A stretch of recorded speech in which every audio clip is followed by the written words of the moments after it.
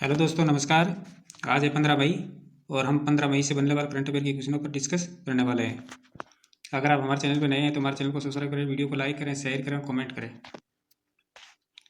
आज की क्लास आने वाले हर कम्पिटिटिव एग्जाम के अंदर बहुत ही इंपॉर्टेंट होने वाली है। तो चलिए आज की क्लास स्टार्ट करते हैं।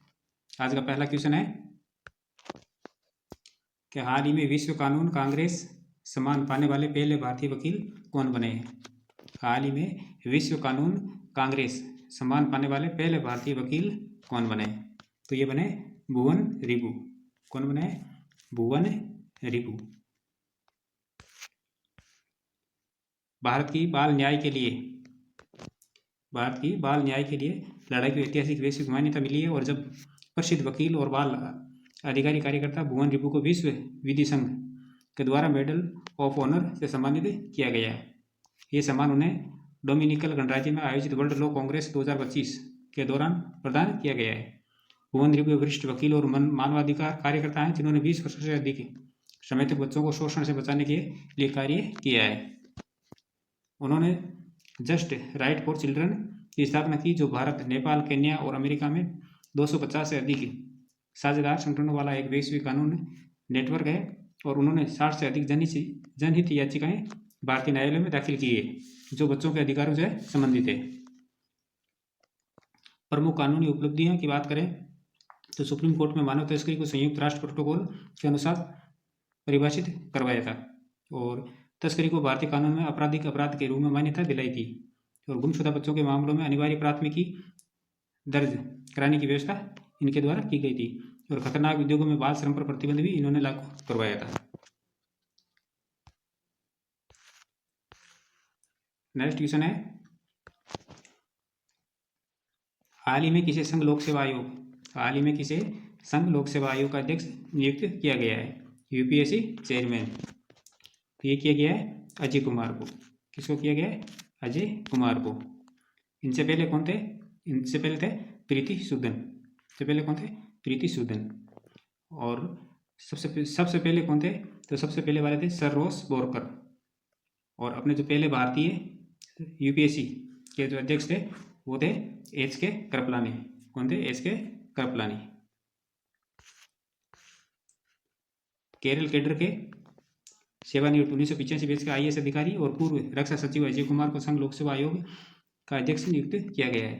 रक्षा सुधार और डिजिटल गवर्नेंस व्यापक अनुभव के साथ उनकी नियुक्ति को राष्ट्रपति द्रौपदी मुर्मू ने मंजूरी दी और 29 अप्रैल 2025 को प्रीति सूदन का कार्यकाल पूरा होने के बाद जगह खाली ही उसके बाद इनको ये अध्यक्ष पद पर नियुक्त किया गया है।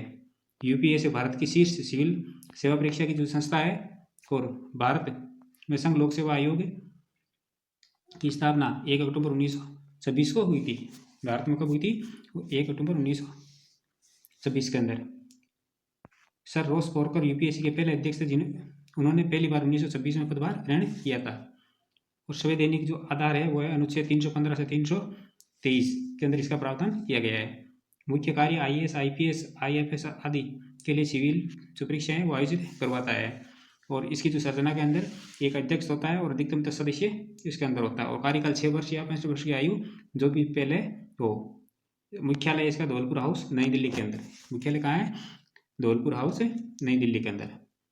संघ लोक सेवा आयोग के पहले भारतीय जो अध्यक्ष थे वो थे एच.के. कृपलानी। और पहली महिला आईपीएस अधिकारी थी वो किरण बेदी थी। किरण बेदी भारत की पहली महिला आईपीएस अधिकारी थी। नेक्स्ट क्वेश्चन है कि हाल ही में बंडारू दत्तात्रेय की आत्मकथा जनता की कहानी का किसके द्वारा विमोचन किया गया है। हाल ही में बंडारू दत्तात्रेय की आत्मकथा जनता की कहानी का किसके द्वारा विमोचन किया गया है। तो ये किया गया है उपराष्ट्रपति जगदीप धनखड़ के द्वारा। किसके द्वारा किया गया है? उपराष्ट्रपति जगदीप धनखड़ के द्वारा। उपराष्ट्रपति जगदीप धनखड़ ने हरियाणा के राज्यपाल बंडारू दत्तात्रेय के द्वारा लिखित आत्मकथा जनता की कहानी मेरी आत्मकथा का विमोचन नई दिल्ली स्थित महाराष्ट्र सदन के अंदर एक विशेष समारोह के अंदर किया है। तो ये कार्यक्रम 9 मई 2025 को आयोजित हुआ था और इसमें भावात्मक श्रद्धांजलि, राजनीतिक सौहार्द और जन सेवा और सामाजिक कल्याण के प्रति समर्पित जीवन पर चर्चा की गई थी। पुस्तक का उद्देश्य क्या है? तो बंडारू दत्तात्रेय के जीवन, संघर्षों और उपलब्धियों की एक कहानी को साझा करना है। केंद्रीय मंत्री, सांसद, राज्यपाल के रूप में उनके अनुभवों को सामने लाना है और युवाओं को संघर्ष, समर्पण और सादगी से प्रेरित करना। ये इनकी पुस्तक का मुख्य उद्देश्य है। नेक्स्ट क्वेश्चन है कि हाल ही में किस भारतीय मूल की प्रमुख कन्नाडाई राजनीतिज्ञ को कनाडा का नया विदेश मंत्री नियुक्त किया गया है? किस भारतीय मूल की प्रमुख कन्नाडाई राजनीतिज्ञ को कनाडा का नया विदेश मंत्री नियुक्त किया गया है? तो ये किया है अनीता आनंद को। किसको किया है? अनीता आनंद को। कनाडा के प्रधानमंत्री मार्क कार्नी ने कैबिनेट में फेरबदल करते हुए भारतीय मूल के अनीता आनंद को विदेश मंत्री नियुक्त किया है। उन्होंने मेलोनी जोली की जगह ली है। किसकी जगह ली है? मेलोनी जोली की, जिन्होंने परिवहन और आंतरिक व्यापार मंत्रालय में भेजा गया। और कनाडा की लिबरल पार्टी की सदस्य अनीता आनंद ने हिंदू ग्रंथ भागवत गीता पर हाथ का शपथ ली और साल 2019 में कनाडा के संघीय मंत्रिमंडल में शामिल होने वाली पहली हिंदू थी। साल 2019 के अंदर कनाडा के संघीय मंत्रिमंडल में शामिल होने वाली पहली महिला हिंदू थी।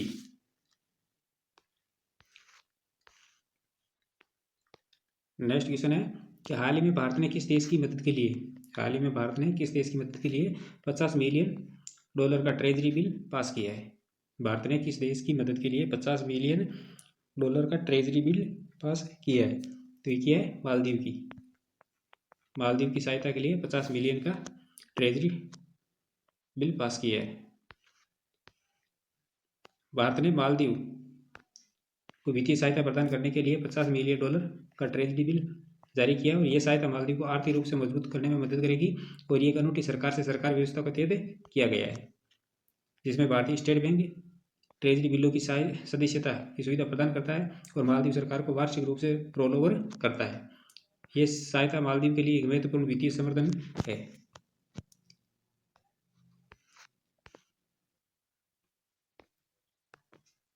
नेक्स्ट क्वेश्चन है कि हाल ही में पद्मश्री से सम्मानित किस कृषि वैज्ञानिक का निधन हो गया है?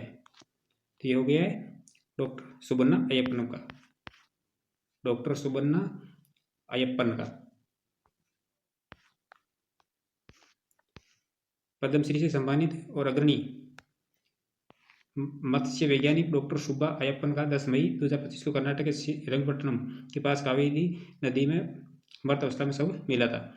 इनकी जो प्रसिद्धि है वो है भारत के वैज्ञानिक मत्स्य पालन को बढ़ावा देने वाले ब्लू रिवोल्यूशन में ये प्रमुख वास्तुकार और सम्मान वे और पुरस्कार है। और पद्म पुरस्कार 2022 के अंदर मत्स्य विज्ञान और ग्रामीण विकास के योगदान के लिए इनको 2022 के अंदर पद्मश्री से सम्मानित किया गया था। इन्होंने कहाँ अपनी प्रमुख सेवाएं दी है? तो ये महानिदेशक थे भारतीय कृषि अनुसंधान परिषद और सचिव कृषि अनुसंधान एवं शिक्षा विभाग, कुलपति केंद्रीय विश्वविद्यालय इम्फाल और निदेशक केंद्रीय मीठा जल मत्स्य जल संसाधन भुवनेश्वर में। और निदेशक रहते केंद्रीय मत्स्य शिक्षा संस्थान मुंबई के अंदर। और प्रथम CEO राष्ट्रीय मत्स्य विकास बोर्ड हैदराबाद के अंदर। और अध्यक्ष रहे राष्ट्रीय परीक्षण एवं अनुशासन प्रयोगशाला की प्रत्यायन बोर्ड के अंदर अध्यक्ष भी रहे हैं। वीडियो को लाइक कर दिया करो। हाल ही में अंडमान सागर के एक ऊपरी वायुमंडलीय चक्रवात परिसंचरण की पहचान हुई है, जिसे चक्रवात शक्ति का नाम दिया गया है। ये नाम किस देश के द्वारा दिया गया है?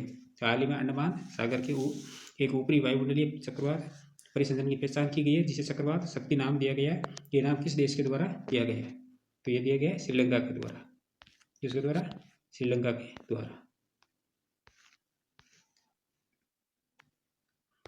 भारत मौसम विभाग ने अंडमान सागर के एक ऊपरी वायुमंडलीय चक्रवाती परिसंचरण पहचान किया, जो 16 से 22 मई के बीच एक निम्न दाब क्षेत्र में विकसित हो सकता है। यदि तीव्रता बढ़ती है तो ये 23 से 28 मई के बीच एक चक्रवाती तूफान का रूप ले सकता है, जिसे चक्रवात शक्ति का नाम दिया गया है।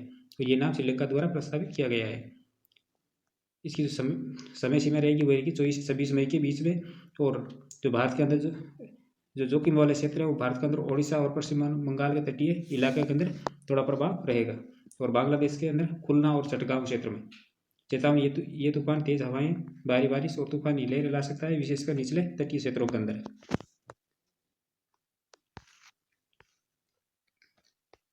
नेक्स्ट क्वेश्चन है कि हाल ही में भारत के 52वें मुख्य न्यायाधीश के रूप में किसने शपथ ली है? हाल ही में भारत के 52वें मुख्य न्यायाधीश के रूप में किसने शपथ लिए? तो ये लिए न्यायमूर्ति B.R. गवई ने। किसने लिए? न्यायमूर्ति B.R. गवई ने। जस्टिस भूषण रामकृष्ण गवई देश के 52वें चीफ जस्टिस बन गए हैं। राष्ट्रपति द्रौपदी मुर्मू ने उन्हें CJI पद की शपथ दिलाई और CJI गवई बौद्ध धर्म को मानने वाले पहले चीफ जस्टिस हैं और उनका कार्यकाल 6 माह का रहेगा। कार्यकाल कितना रहेगा? 6 माह का। और वे न्यायमूर्ति संजीव खन्ना का स्थान लेके जो 65 वर्ष की आयु प्राप्त करने पर रिटायरमेंट हो गए थे। 16 अप्रैल को वर्तमान मुख्य न्यायाधीश न्यायमूर्ति संजीव खन्ना ने केंद्र को एक पत्र लिखकर दूसरे सबसे वरिष्ठ न्यायाधीश न्यायमूर्ति गवई को अपना उत्तराधिकारी नामित किया था। न्यायमूर्ति गवई को 24 मई 2019 को सर्वोच्च न्यायालय के अंदर पदोन्नत किया गया था और गवई न्यायमूर्ति KG कृष्ण बालकृष्ण के बाद अनुसूचित जाति समुदाय से दूसरे मुख्य न्यायाधीश होंगे जिन्होंने 2007 में इस पद पर पदोन्नत किया गया था और वे 2010 के अंदर सेवानिवृत्त हो गए थे।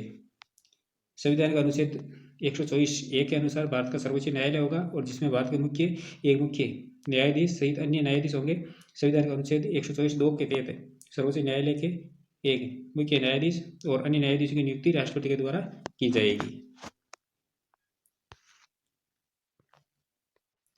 प्रीवियसली क्वेश्चनों का रिवीजन कर लेते हैं कि हाल ही में जेनेवा में अमेरिका और चीन के बीच ट्रेड डील हुई की घोषणा हुई है जिसमें 115% टैरिफ की कटौती का ऐलान किया गया है। और हाल ही में राजस्थान राज्य से संबंधित सामग्री को GI टैग दिया गया है। और हाल ही में पर्यटन में क्रिप्टो भुगतान को एकीकृत करने वाला पहला देश भूटान बना है।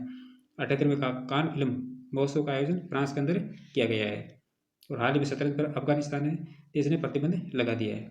और सौर ऊर्जा से पूरी तरह संचालित होने वाली देश की पहली विधानसभा दिल्ली होगी।